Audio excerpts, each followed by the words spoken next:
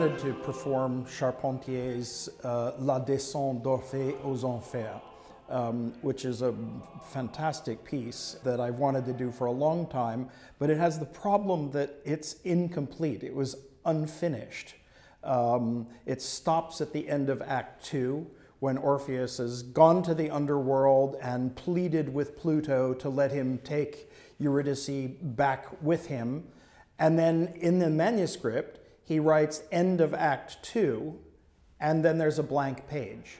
And we don't know if this means he never completed it and it was never performed, or whether he copied the last act in another source and it's lost. So our dilemma for years was, how can we present this miniature masterpiece and deal with the fact that the famous part of the story, where Orpheus looks at her and therefore loses Eurydice forever, does not happen.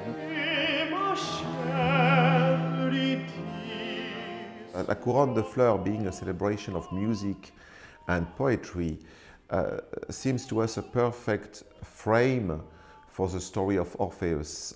And Orpheus is inside, in fact, put inside this frame, so we have another relation with the piece. So in our production, in this pastoral setting, this fantasy Arcadia, this perfect place where music and poetry are the main occupation of people, they are telling the story of Orpheus as an homage to this wonderful semi-god, the best musician and the most famous poet of antiquity.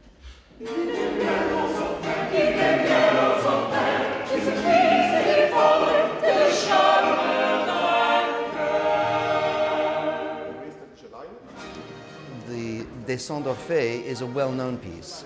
It's been on our minds to do that piece for quite some time, and we have, in the person of Aaron Sheehan, the tenor, somebody who's just perfectly fitted to do that role, and that's something you have to wait for. You have to have exactly the right Orphée or Orpheus to do this piece. No, it's just the fabrics that... We are a company quite equivalent to that household group of musicians that the Hôtel de Guise had.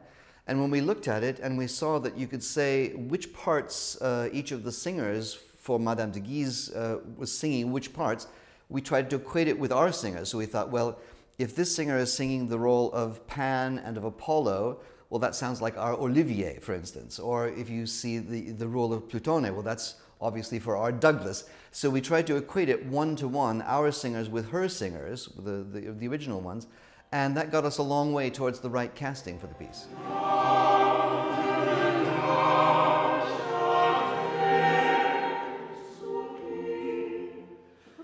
When Gilbert sent me the translation and I read it, the poetry in French is fantastic, but listening to it live is just absolutely sublime. So it somehow comes kind of off the page, and the music is beautiful.